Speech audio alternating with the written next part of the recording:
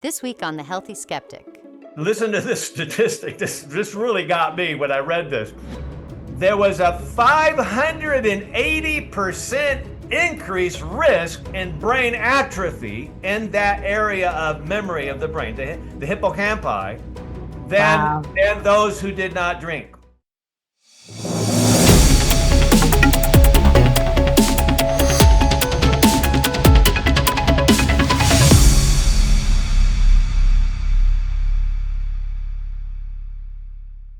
Welcome to The Healthy Skeptic, where we look deep into the world of tough questions about health trends. I'm Dr. Nadine Plummer, ND, and today we're discussing a major one. Do the benefits of wine exceed the harm? Is there no such thing as fine wine? History is rich with cultures and traditions based on and including mankind's fixation with fermented grapes. The scriptures depict Noah as the first recorded person to get drunk from wine, but in the New Testament, Paul is found recommending it as a remedy for Timothy's stomach and gastric issues. So, when it comes to our health, is wine a friend or is wine a foe? Wine, actually, it says in the Bible that spirits are, I think the instructions were don't just drink water because you need the spirits to fight against bugs and germs and so forth. And I think that's a healthy approach. I think that overall does that. But if we spend time worrying about what it could do in the other sense in terms of cancer or the issues that it brings, then you're spending too much time worrying about tomorrow rather than today. So if I can trust that the spirits are going to give me what I need today, that's all I need. Tomorrow might be a different day. So, yeah. I think everything in moderation, just like food and everything else. Like, I don't drink wine, don't like it, but I don't see the harm in it if it's in moderation and it's not affecting other parts of your life. If we're talking about like non-alcoholic, that's a different story. But yes, alcohol in general, if consumed moderately, it's not a bad thing. I consume it sometimes, with friends, but very moderate. I think otherwise, though, it's not healthy. It's just better to not have it, right? It's poison after all. So in the grand scheme of things, I think it is an enemy. I believe that the antioxidants in wine, particularly from the grapes, could aid in some antioxidant benefits, but I think any form of alcohol isn't necessary and is inherently a poison, right? So if there were a way to just have grape juice or just have any form of berries, antioxidants in supplement form, it would be way easier than just having wine, right? Because we have lots of stuff, we have tons of fruit for the fruit benefits, but if you have so many fruits, there's so much sugar, right? So it doesn't work necessarily in that fashion. You have to look into supplementation and you have to look into what is good for you. Okay, so yeah, I have an experience with that. I don't think my body can metabolize alcohol that well. I think it depends, but I think I base it on how I feel, right? So if I have a glass of wine, I'm fine, but I notice that it gets my heart rate pumping. I feel and it's too much. So I think my body might actually be kind of allergic. So I think it just depends on the person and their metabolism, and so I think you need to do what's best for your body. Do I think it's not good for you in excess? Absolutely. Would I imbibe 1 or 2 glasses maybe in a week? That's probably what I would do, because for me, I don't think it's good for my body. Personally, I think wine is unnecessary. I don't know. If there's that much health risk associated with it, I'd probably just stray away from it. I feel like you can have a great meal and not necessarily need wine or alcohol. That being said, I would still love a nice sangria or beer. As varied as the opinions about wine are, people's experiences are no less diverse. But how we respond to the dilemma of whether to include wine in our lives or not could be a lot more important than we think. Lauren Brown-Miller grew up near the Okanagan Valley in British Columbia, Canada. This area is well known for a rich history of vineyard cultivation. We sat down with Lauren to hear the story of how he made a complete U-turn in his relationship with alcohol and wine. Thank you so much for joining us, Lauren. It sounds like you have quite a story. But before I ask about your story, can you tell us, do you like wine? I would say yes. I used to really like wine. You said you used to. Can you tell us a little bit about your story? I believe you were the owner of a bar. Yes. What got you into that, and then how did you pivot out of that? Ultimately, that was what I chased after. From being young, I was young, poor. I was a prairie kid, and I knew I wanted money. And I wanted money, and I wanted to have fun. And being in the bar business, there's not a lot of things that are a lot more fun than that, especially if you like booze and that life. So that's what led me to desire it and also to get into the business. And then what made you pivot eventually and move out of the business? The pivotal point was when my wife came to me and said that she wanted to leave Whistler. She wanted to move away from Whistler. And I couldn't understand why. We had everything. We had a new house. We had just got back from a vacation. Money was coming in from the bar. It was everything that we had really dreamed about. We had 2 kids, brand new vehicles, the dream, really. And she wasn't happy. And what she said to me was that she didn't like what she's seen me becoming. And do you drink now? No. It's interesting because there are a lot of studies coming out that talk about the benefits of wine. I mean, beer doesn't get as much attention, but studies are showing that wine is beneficial. And some people actually say it's more the drinking in excess versus drinking wine itself. What do you think of that? I would think that actually, I would agree with that in a big way. There's a lot of people that enjoy a glass of wine. I know numerous people that'll have a glass of wine with dinner and they won't drink. My wife was a very moderate wine drinker. We'd order 2 bottles of wine. I'd drink a bottle and 3/4, and she'd have a glass. So when you have a personality like myself, that didn't work out so well, though, because you'd start out with dinner with the wine, and then what would normally happen is Audrey would go home and I would go out. I'd go to the bar to entertain, right? To do my business. That was my job, to party. And so for my personality, it certainly wasn't anything that was manageable, number one, because it just got worse and worse. And it wasn't the wine, it was everything after the wine. But the wine would be a primer, let's say at dinner, right? But martini lunches are bad too.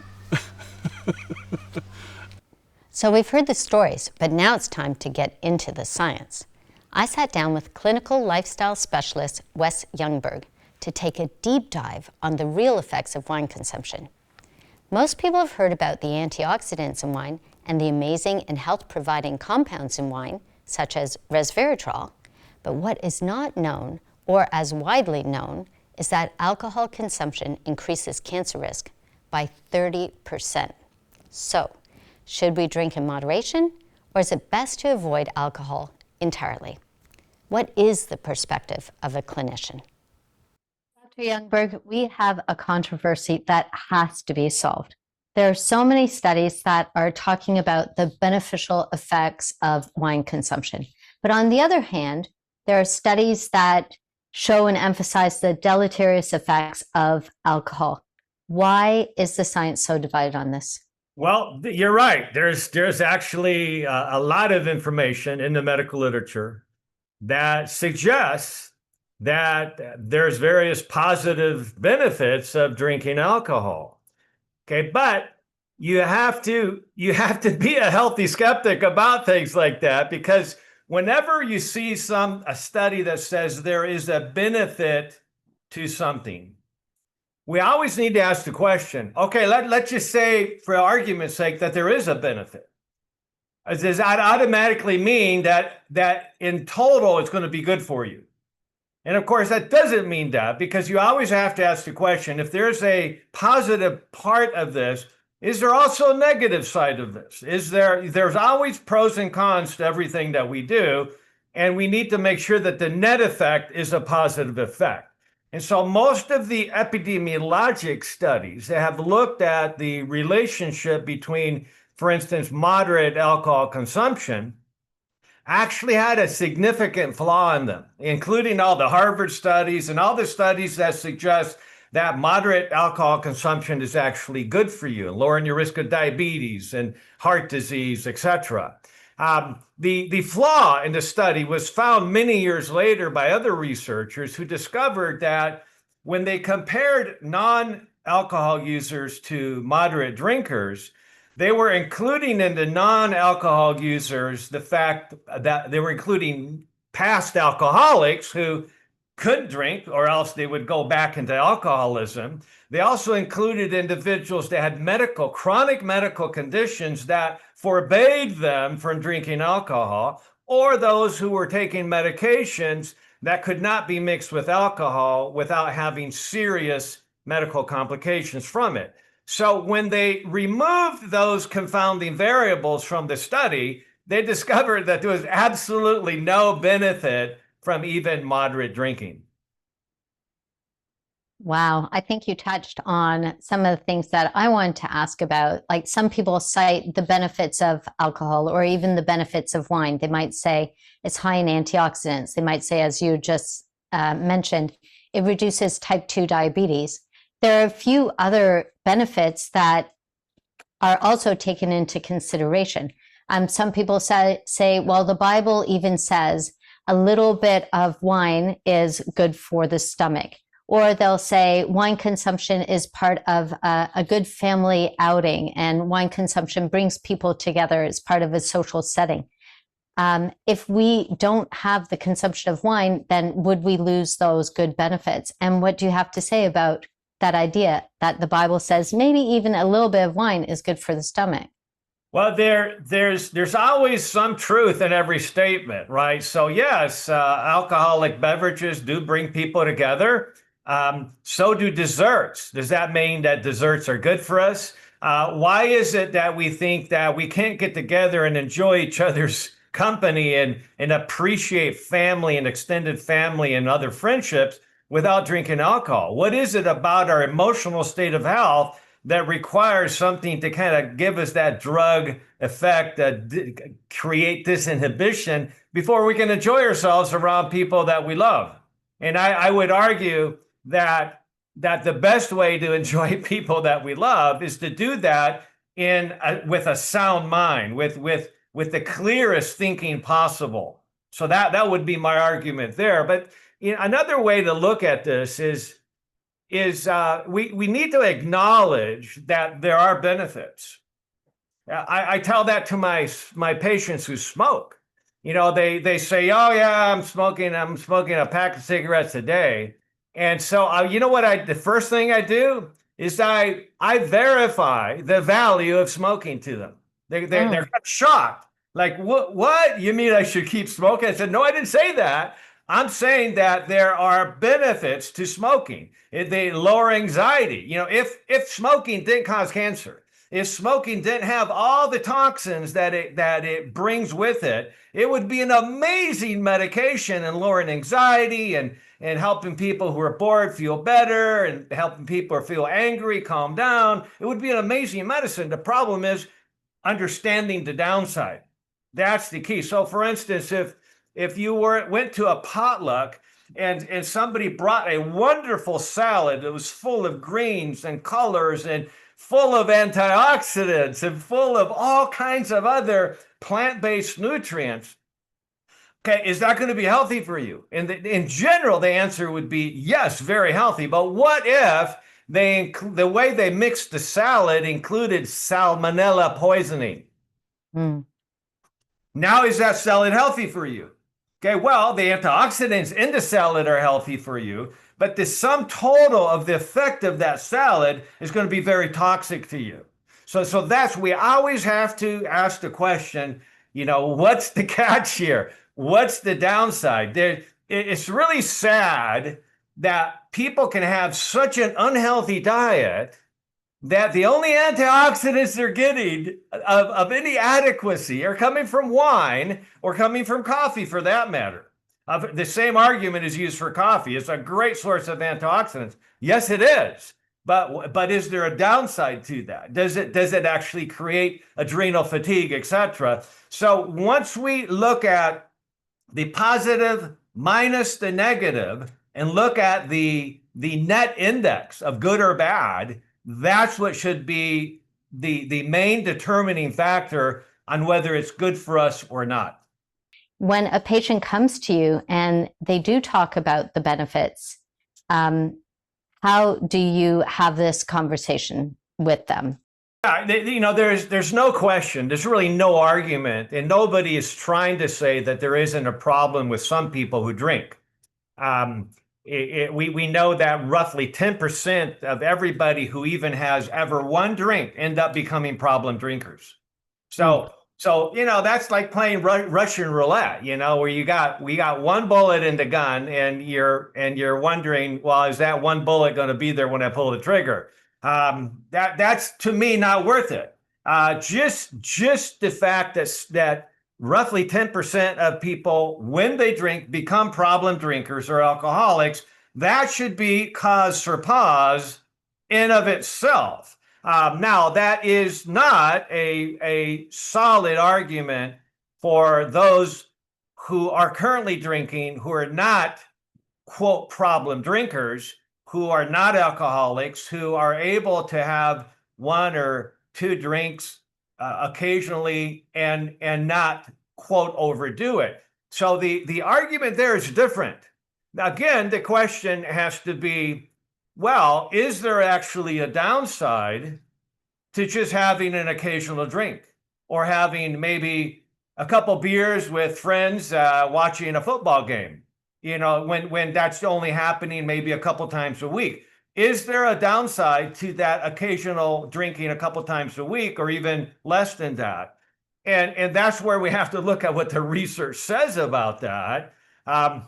One of the studies that really impacted me the most on that question was a study that was actually published by the British Medical Journal back in 2017. It was a 30-year study where researchers were looking at individuals they actually had brain MRIs at the beginning of the study, throughout the study, and at the end of the 30 years.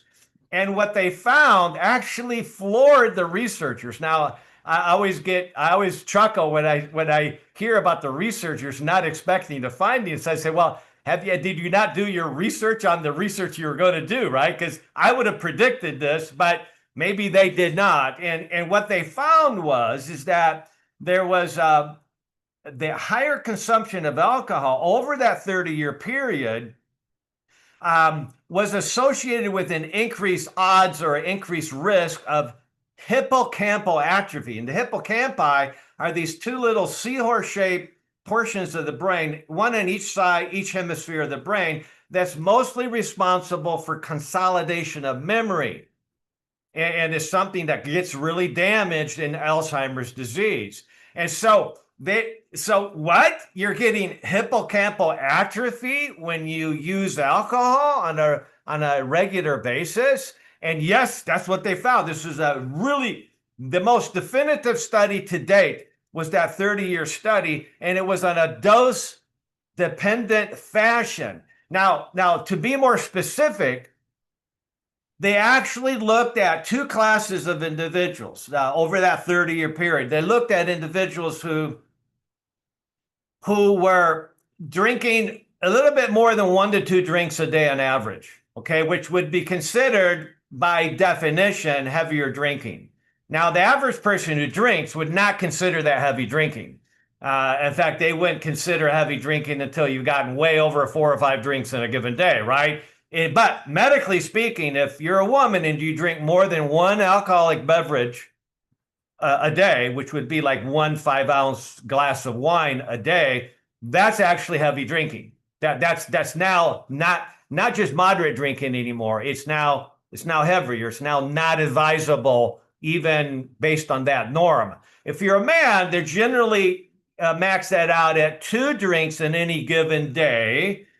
So that would be like 2 of the 5-ounce glasses of wine or 2 beers, for instance. And what they found is those that had a little bit more than 1 or 2 drinks a day, listen to this statistic. This really got me when I read this. There was a 580% increased risk in brain atrophy in that area of memory of the brain, the hippocampi, than those who did not drink. Like, whoa! Again, it's a 30-year study. So we're looking at the very slow accumulation of progressive damage, literally destroying memory neurons and synapses along the way.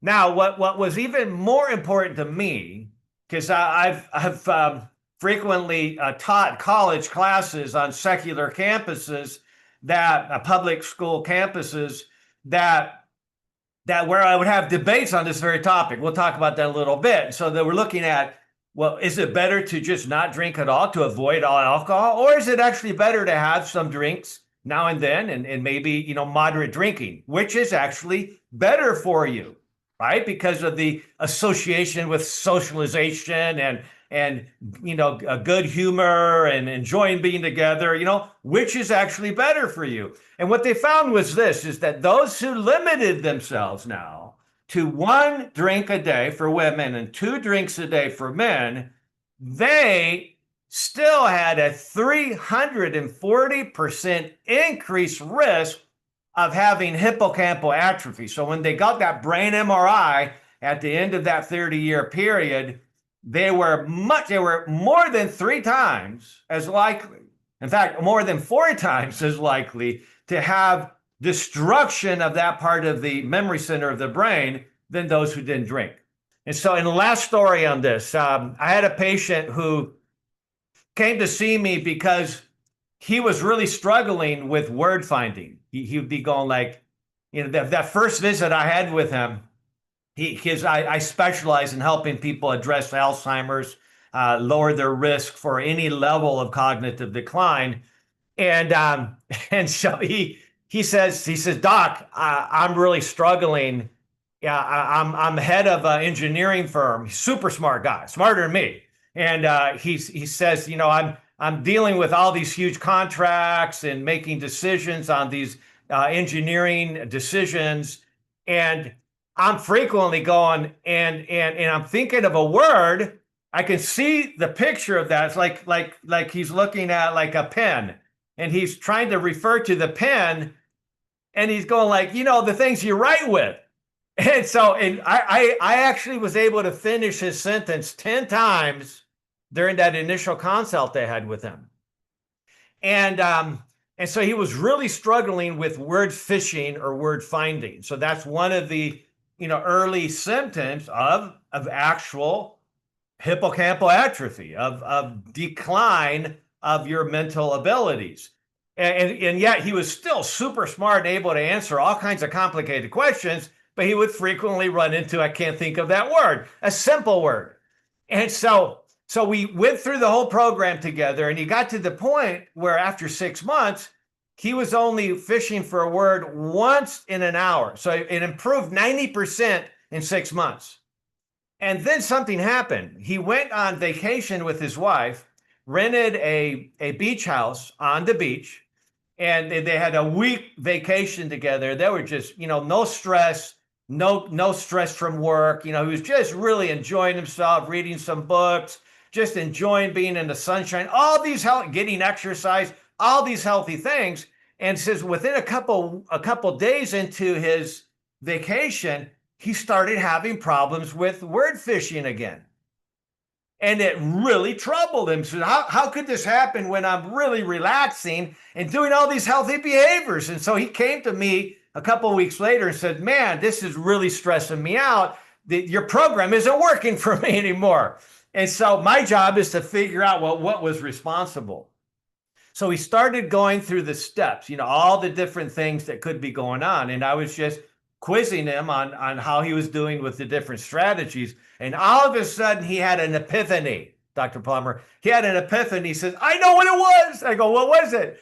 He says, I just recalled something, a presentation you had given over a year ago that talked about the role of alcohol in cognitive decline. He said, my wife and I on our vacation, we just decided, we're going to relax. We're just going to enjoy ourselves. We're going to have a couple beers a day. Not a lot, just 1 or 2 beers a day. And that was enough to bring back his word fishing. Moderate drinking. I want to thank you so much for joining us today, and we'll be speaking to you soon. My pleasure. Thanks for having me. One eye-opening perspective from Wes Youngberg. Not only did he provide us with the facts, he provided the stories to prove it as well. So, all that is left for us to now do is to weigh the evidence and let the chips fall where they may.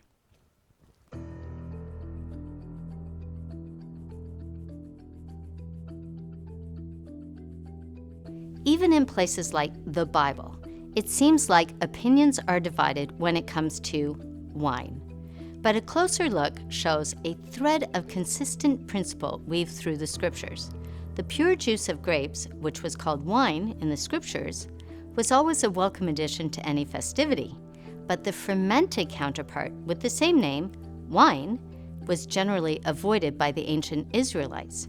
King Solomon spoke of not even looking at wine when it was in a state that could get you drunk. So, how do we navigate this? Let's look at the evidence.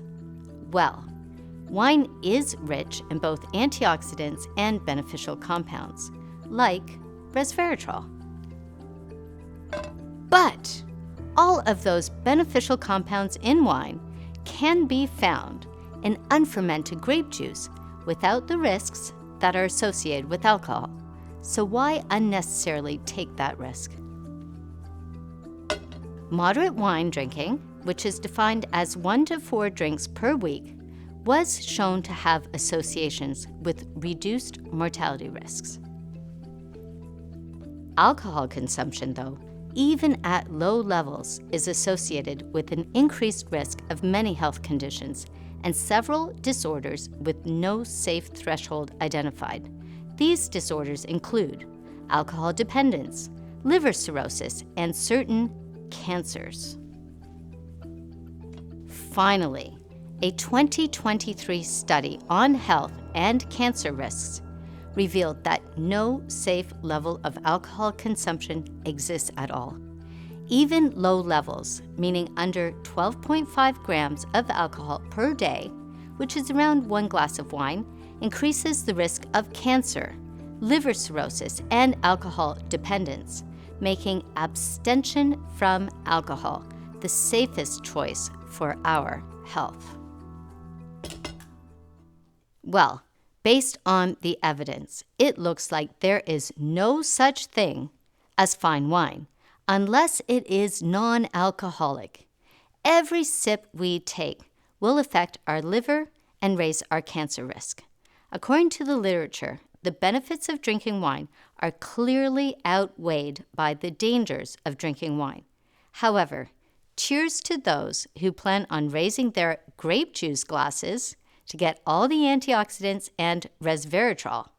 And so, with the scales not tipped in its favor, I remain very skeptical about the recommendation of any alcohol consumption at all. I'm Dr. Nadine Plummer, ND, saying stay selectively skeptical.